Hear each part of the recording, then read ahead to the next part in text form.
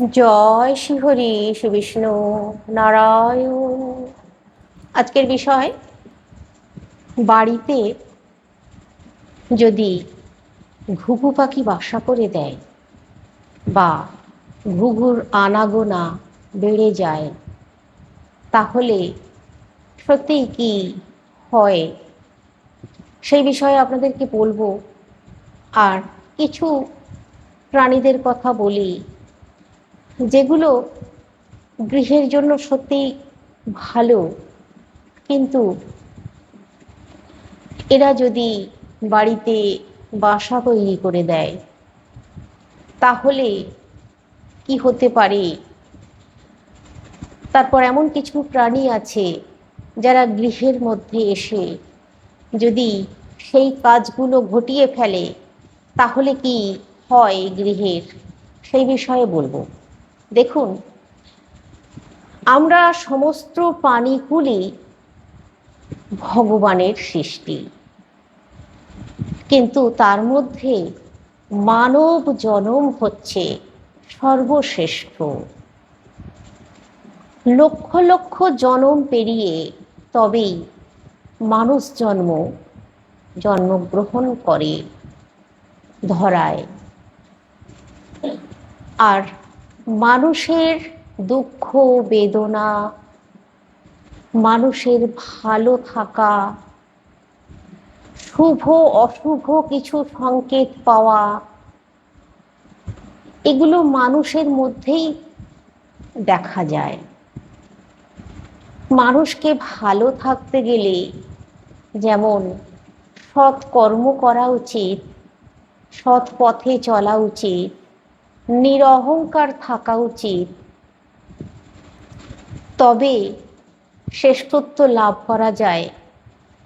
তেমনি কিছু এই আমাদের পরিবেশে যে সমস্ত পশু পাখিরা আছে তাদের থেকেও কিছু ভালো সংকেত আমাদের জীবনে আসে, আবার কিছু খারাপ সংকেত আসে।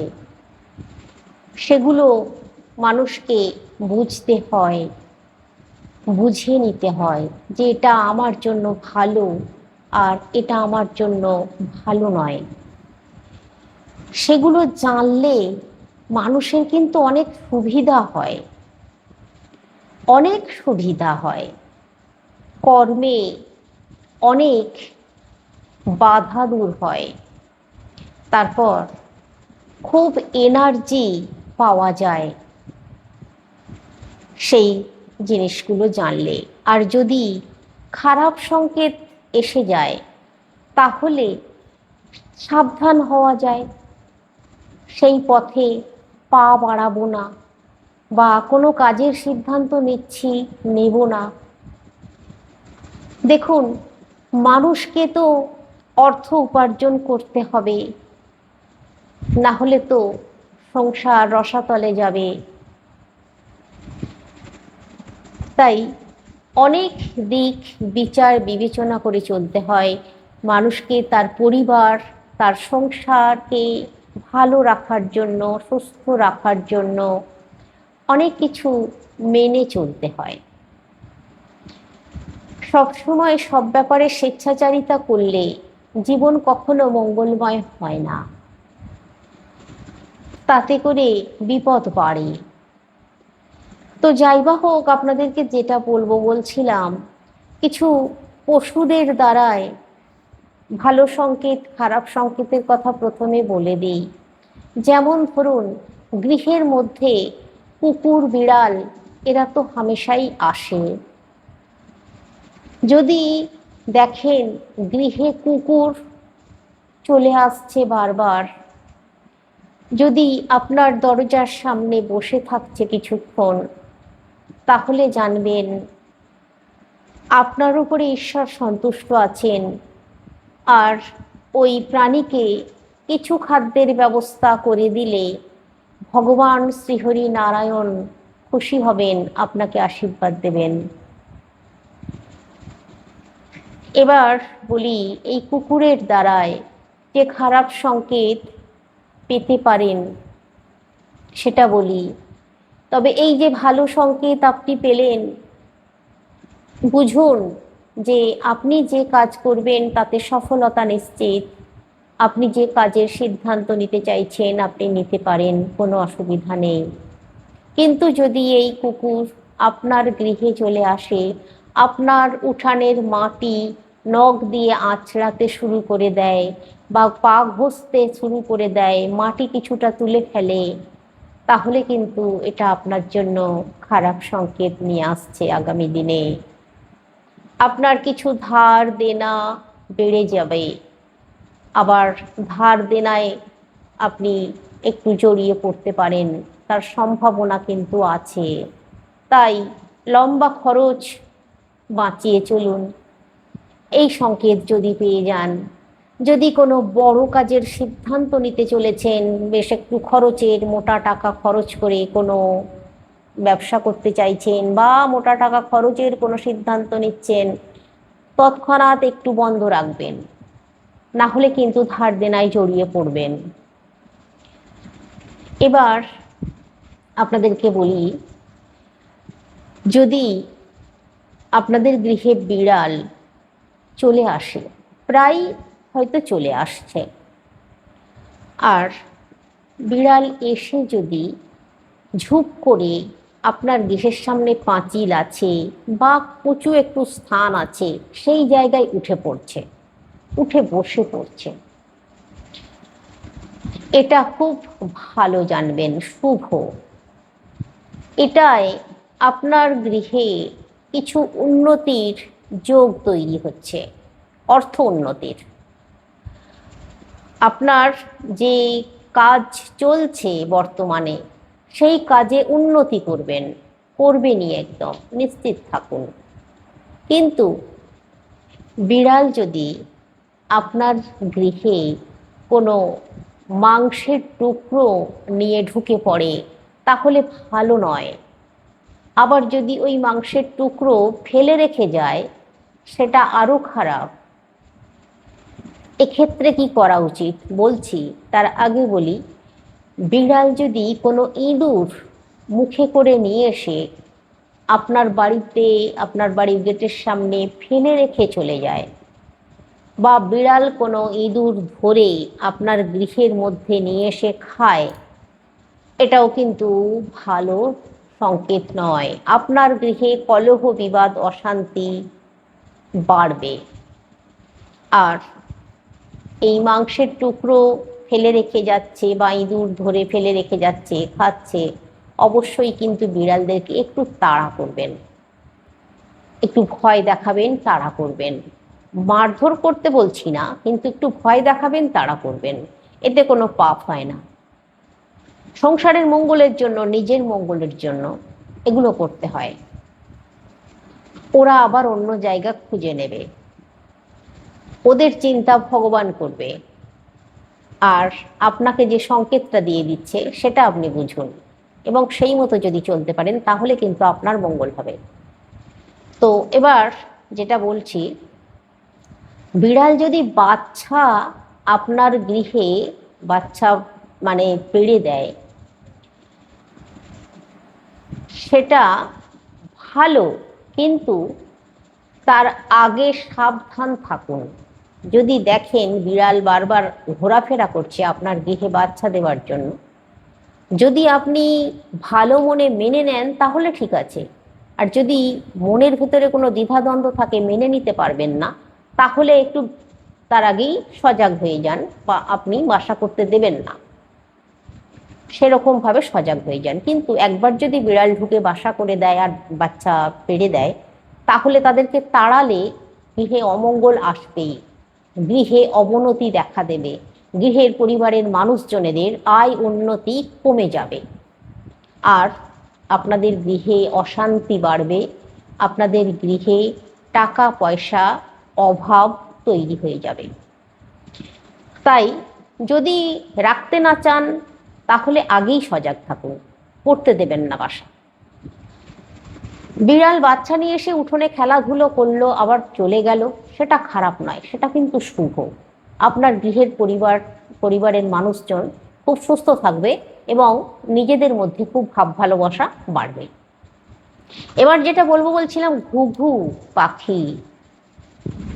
দেখুন, ঘুঘু পাখির নামে এই প্রবাদ বাক্য বা এটা কিন্তু শাস্ত্রেও আছে।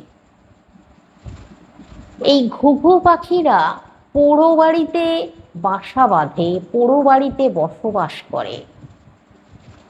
ঘুঘু পাখি গৃহে আনাগোনা করা বা গৃহের চারপাশে ঘন ঘন এদের আনাগোনা বা গৃহের মধ্যে বাসা করে দেওয়া, আমি বলতে চাইছি যে গৃহ মানে হচ্ছে পোড়ো বাড়ি নয়, শ্মশান বাড়ি নয়।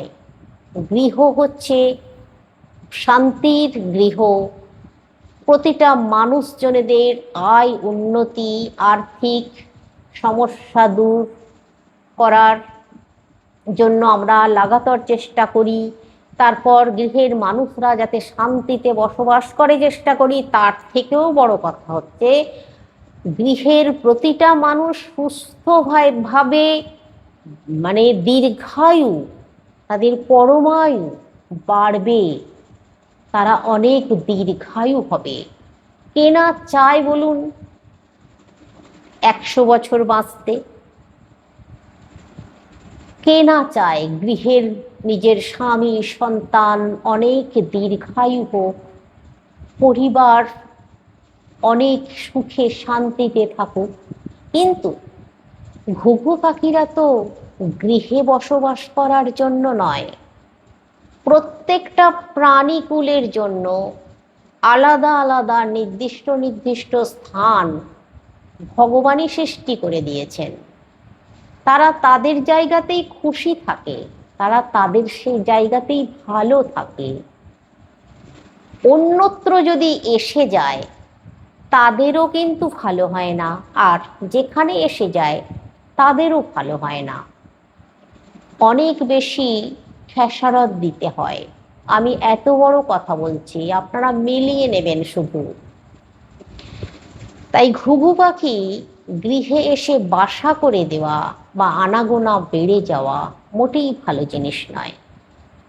দেখুন, অনেকে অনেক কথা বলবে, অনেক দরদ দেখাবে যে প্রাণী সব ভগবানের সৃষ্টি, কিন্তু সব কিছুই তো ভগবানের সৃষ্টি, আমরা সকলের প্রতি কি সেইটা করতে পারবো? সকলকে আমার ঘরের মধ্যে যদি স্থান দিয়ে দিই, সবটাই যদি বলি ভালো, তাহলে গৃহটা আর গৃহ থাকবে? গৃহটা কিন্তু একদিন শ্মশানে পরিণত হয়ে যেতে পারে, গৃহটা গৃহ থাকবে না। আমরা যদি সবটাকেই বলি যে আমার গৃহে থাকুক, তাহলে কোনোদিনই গৃহ শান্তিময়, সুখের, আনন্দের হতে পারে না। কিছু জিনিস আছে আমাদেরকে অবশ্যই এড়িয়ে চলতে হবে, না হলে আমরা স্বস্তিতে ঠাকুর দেবতাদেরও ধ্যান জপ পুজো অর্চনা করতে পারবো না। আমাদের বাধা চলে আসবে, আমাদের এনার্জিতে ঘাটতি চলে আসবে, আমাদের কর্মে উন্নতিতে প্রচণ্ড রকমভাবে বাধা আসবেই। যে গৃহে ঘুঘু পাখির বাসা তৈরি হবে, ঘুঘুর আনাগোনা বেড়ে যাবে, সেই গৃহে আমি এতটাই জোর দিয়ে বলছি, অসুস্থতা গৃহের মানুষের বেড়ে যাবে, গৃহের মানুষের আয়ু হ্রাস পাবেই। আপনারা মিলিয়ে নেবেন। তাই সবসময় সজাগ থাকুন। ঘুঘু পাখি যদি কখনো এসে বাসা তৈরি করে দিতে চায়, পড়তে দেবেন না।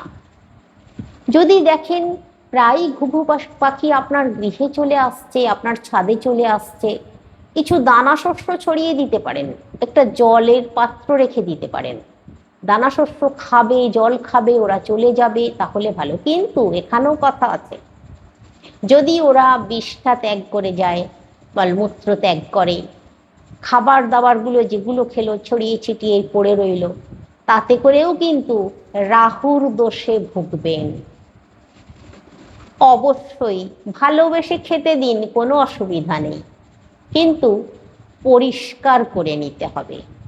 আপনারা আপনাদের বাড়িতে কোনো অতিথি আসলে তাকে খাওয়ান দাওয়ান, পরিষ্কার করেন তো?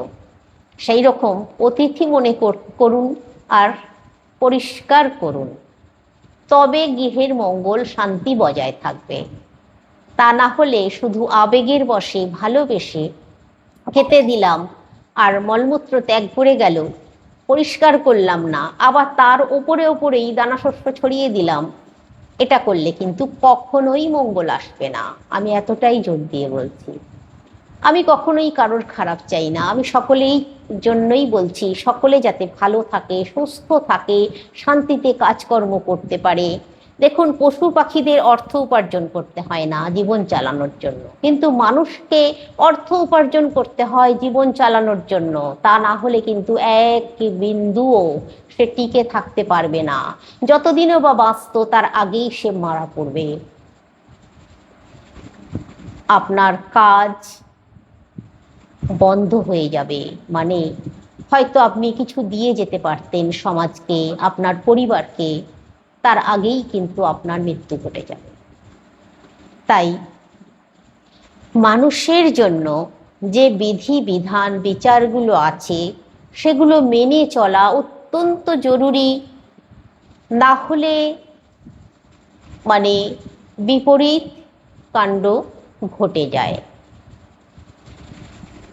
সুস্থ থাকুন, ভালো থাকুন, ভগবানের কৃপায়, নারায়ণের কৃপায়।